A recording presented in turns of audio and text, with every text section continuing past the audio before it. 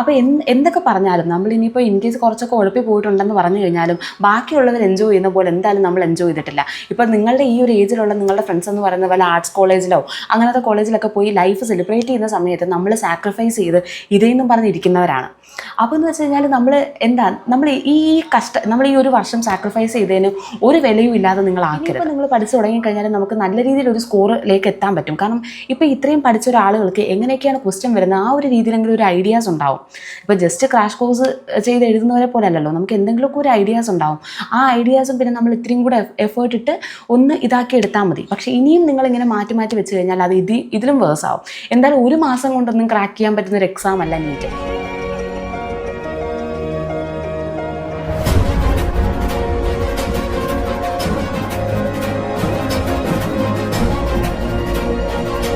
Hello guys, അപ്പോൾ എല്ലാവരും എന്ത് പറയുന്നു? അപ്പോൾ എല്ലാവരുടെയും പ്രിപ്പറേഷനും കാര്യങ്ങളൊക്കെ എവിടം വരെ ആയി? അപ്പം ഇന്ന് ഫെബ്രുവരി 1 ആണ് കേട്ടോ. ഇന്ന് മുതൽ തുടങ്ങിക്കഴിഞ്ഞ് കഴിഞ്ഞാൽ കറക്റ്റ് 3 മാസം സമയമാണ് നിങ്ങൾക്ക് നീറ്റിനുള്ളത്. അപ്പോൾ എനിക്ക് ഇപ്പോഴും വരുന്നൊരു മെസ്സേജാണ്, ചേച്ചി ഇനി മുതൽ പഠിച്ചു തുടങ്ങിയാൽ കിട്ടുമോ എന്നുള്ളത്. ശരിക്കും പറഞ്ഞാൽ ഒരു നീറ്റിന് 7-8 മാസം ബാക്കിയുള്ളപ്പോൾ മുതൽ എനിക്ക് വരാൻ തുടങ്ങിയൊരു കമൻറ്റാണിത്, ചേച്ചി ഇനി മുതൽ പഠിച്ചു തുടങ്ങിയാൽ കിട്ടുമോ എന്നുള്ളത്. അപ്പോൾ ഇതെന്ന് വെച്ച് കഴിഞ്ഞാൽ നമ്മളിപ്പോൾ നീറ്റിനോട് കറക്റ്റ് ഭയങ്കര ക്ലോസ് ആയി. ഇനിയെങ്കിലും തുടങ്ങിയില്ലെങ്കിലും നമ്മൾ ശരിക്കും പറഞ്ഞാൽ ഇത്രയും ഫീസ് അടച്ചതും ഈ ഒരു വർഷം നമ്മൾ ഇതിന് വേണ്ടിയിട്ട് മാറ്റി വെച്ചതും വെറുതെ ആയി പോകും.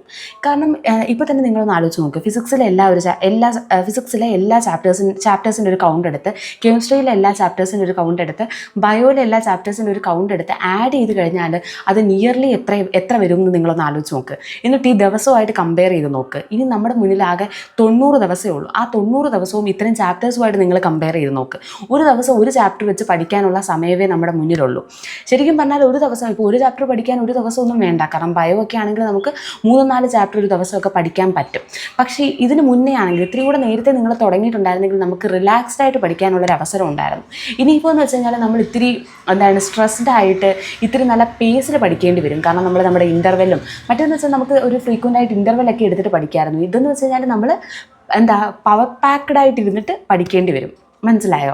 അപ്പോൾ അങ്ങനത്തെ ഒരു ബുദ്ധിമുട്ടേ ഉള്ളൂ.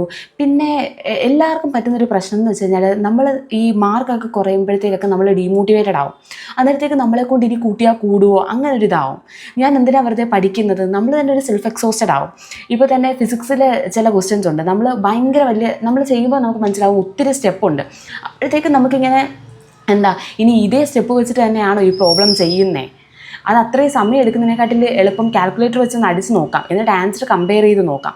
നമ്മൾ എപ്പോഴും ശരിക്കും പറഞ്ഞാൽ ഈ എളുപ്പ വഴി ഇതാക്കുന്നവരാണ്. അതുകൊണ്ടും കൂടെയാണ് നമുക്ക് ഈ ഒരു ഇതിലോട്ട് വരുമ്പോഴത്തേക്കും കുറേയധികം പ്രശ്നങ്ങൾ പറ്റുന്നത്.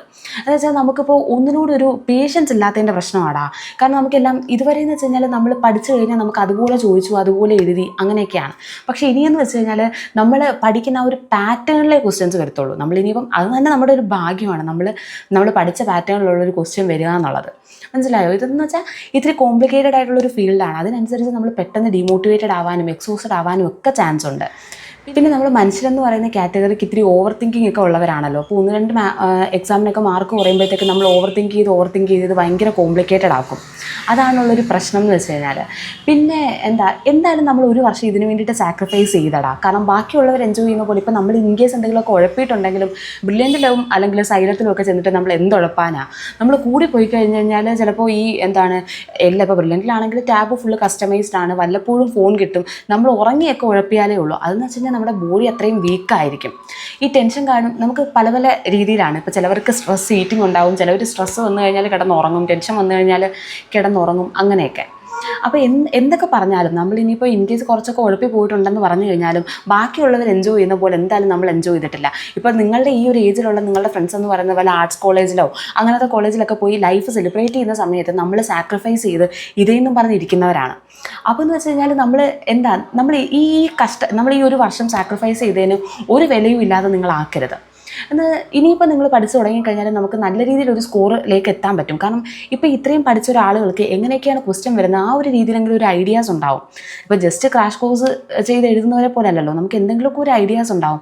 ആ ഐഡിയാസും പിന്നെ നമ്മൾ ഇത്രയും കൂടെ എഫേർട്ട് ഇട്ട് ഒന്ന് ഇതാക്കി എടുത്താൽ മതി. പക്ഷേ ഇനിയും നിങ്ങളിങ്ങനെ മാറ്റി മാറ്റി വെച്ച് കഴിഞ്ഞാൽ അത് ഇതിലും വേഴ്സ് ആവും. എന്തായാലും ഒരു മാസം കൊണ്ടൊന്നും ക്രാക്ക് ചെയ്യാൻ പറ്റുന്ന ഒരു എക്സാം അല്ല നീറ്റ്. 3 മാസം തന്നെയും ഇത്തിരി ഇതാണ്. നമ്മൾ അത്യാവശ്യം നന്നായിട്ട് പഠിച്ച ഒരാൾക്ക് പ്രോപ്പറായിട്ട് റിവിഷൻ ചെയ്ത് കയറാൻ പറ്റുന്നൊരു സമയമാണ്. പിന്നെ നമ്മൾ അതിനനുസരിച്ചൊരു എഫേർട്ട് ഇട്ട് കഴിഞ്ഞാൽ നിങ്ങൾക്ക് മോശമില്ലാത്തൊരു സ്കോറിലേക്ക് എത്താൻ പറ്റും. മനസ്സിലായോ? പിന്നെ ഈ MBBS ആഗ്രഹിച്ച് വരുന്നവരൊക്കെ തന്നെയാണ് ഇതിൻ്റെ താഴെയുള്ളപ്പോൾ ഏതെങ്കിലും ഒരു കോഴ്സ് ആണെങ്കിലും എടുത്തു പോകുന്നത്, BDS ആണെങ്കിലും ആയുർവേദ ആണെങ്കിലും ഒക്കെ. ഇതൊന്നും മോശം കോഴ്സ് അല്ലല്ലോടാ. മോശം കോഴ്സ് ആണെങ്കിൽ നമ്മൾ ഈ 1 വർഷം കഷ്ടപ്പെട്ടിട്ട് പോയി എടുക്കുന്നതൊക്കെ തന്നെയാണല്ലോ ഈ ഒരു കോഴ്സ്, ഈ ഏത് കോഴ്സ് ആയാലും. അപ്പോൾ നിങ്ങൾ മാക്സിമം എഫേർട്ട് ഇടുക, MBBSന് വേണ്ടിയിട്ട് തന്നെ ട്രൈ ചെയ്യുക. ഇൻ കേസ് അത് കിട്ടിയില്ലെങ്കിൽ നമുക്ക് താഴോട്ടും കോഴ്സുകൾ ഉണ്ടെന്ന് ഞാൻ പറഞ്ഞതാണ്. നമ്മൾ അങ്ങനെ അങ്ങ് വിഷമിച്ച് പോകേണ്ടതല്ല. പിന്നെ ഇപ്പോൾ നിങ്ങൾക്കിപ്പം സ്വന്തമായിട്ട് എന്തെങ്കിലും ഒരു റിഗ്രറ്റ് ഉണ്ട്, ഞാൻ ഇത്തിരി ഉഴപ്പി പോയിട്ടാണ്, അങ്ങനെ എന്തെങ്കിലും ഒരു റിഗ്രറ്റ് ഉണ്ടെങ്കിൽ നിങ്ങൾ ഇനി നിങ്ങളുടെ മാക്സിമം എഫേർട്ട് ഇട്ട് പഠിക്കുക. മാക്സിമം എഫേർട്ട് ഇട്ട് പഠിച്ച് നിങ്ങൾക്ക് കിട്ടാൻ പറ്റുന്ന മാക്സിമം സ്കോർ മേടിക്കുക. ഇപ്പോൾ ഒരു 550+ ഒക്കെ നിങ്ങൾക്ക് സ്കോർ ഉണ്ടെങ്കിൽ നിങ്ങൾ ഏത് കോച്ചിങ് ഇൻസ്റ്റിറ്റ്യൂട്ടിൽ പോയാലും നിങ്ങൾക്ക് അവിടെ ഫ്രീ ആയിട്ടെങ്കിലും പഠിക്കാൻ പറ്റും. കാരണം നമുക്ക് ആ ഒരു ഫിനാൻഷ്യൽ ബേർഡനെങ്കിലും നമ്മുടെ പേരൻസിന് ഒഴിവാക്കി കൊടുക്കാൻ പറ്റും. അത്രയും ഒരു സ്കോറൊക്കെ മേടിക്കുമ്പോഴത്തേക്കും ഇപ്പം പേരൻസിനാണെങ്കിൽ തന്നെ നിങ്ങൾ ഒരു വട്ടവും കൂടെ റിപ്പീറ്റിന് വിടാനായിട്ട് ഒരു മനസ്സ് വരും. മനസ്സിലായോ? അതെന്ന് വെച്ച് കഴിഞ്ഞാൽ 3 മാസം എന്ന് വെച്ച് കഴിഞ്ഞാൽ വളരെ ഒരു ചെറിയ കാലയളവാണ് കേട്ടോ. നമ്മൾ നല്ല രീതിയിൽ കഷ്ടപ്പെട്ട് കഴിഞ്ഞാൽ നിങ്ങൾക്ക് ആ ഒരു രീതിയിലോട്ട് എത്താൻ പറ്റത്തുള്ളൂ. ഇപ്പം ഞാനെന്ന് പറയുന്നത് BSc കെമിസ്ട്രി എന്ന് പറയുന്നൊരു കോഴ്സിൻ്റെ കൂടെ നീറ്റ് പ്രിപ്പയർ ചെയ്ത ആളാണ്. അപ്പോൾ ഞാൻ ഏറ്റവും കൂടുതൽ എൻ്റെ പ്രിപ്പറേഷൻ ഏറ്റവും കൂടുതൽ ഞാൻ ബൂസ്റ്റ് ചെയ്തൊരു സമയം എന്ന് വെച്ച് കഴിഞ്ഞാൽ ഈ ലാസ്റ്റത്തെ 3 മാസം 4 മാസമാണ്. ആ ഒരു സമയത്താണ് ഞാൻ കഷ്ടപ്പെട്ട് കുത്തിയിരുന്ന് പഠിക്കാൻ തുടങ്ങിയത്. മറ്റേതെന്ന് വെച്ച് കഴിഞ്ഞാൽ ക്ലാസ്സിനിടയ്ക്ക് ഞാൻ ഇങ്ങനെ ചാപ്റ്റേഴ്സായിട്ട് പഠിച്ചു വിടും എന്നുള്ളതേ ഉള്ളൂ. പിന്നെ ആ ഒരു സമയത്തെന്ന് വെച്ച് കഴിഞ്ഞാൽ എനിക്ക് എൻ്റേതായിട്ടുള്ളൊരു സൗകര്യം ഉണ്ടായിരുന്നു. കാരണം ഞാൻ തന്നെയാണ് പഠിക്കുന്നത്, ഞാൻ തന്നെയാണ് ക്വസ്റ്റ്യൻ പേപ്പറൊക്കെ അറ്റംപ്റ്റ് ചെയ്ത് നോക്കുന്നത്. അതായത് ഒരു ഷെഡ്യൂളിൻ്റെ പുറകെ ഞാൻ പോകുന്നുണ്ടായിരുന്നില്ല, ഞാനായിട്ടുണ്ടാക്കിയ ഷെഡ്യൂളാണ്.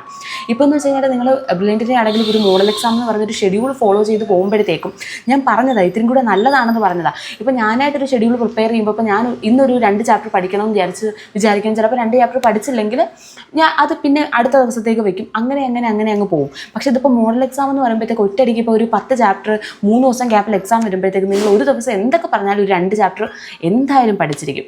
മനസ്സിലായോ? ആ ഒരു പേസ് കിട്ടുമെന്ന് ഞാൻ പറഞ്ഞതാണ്.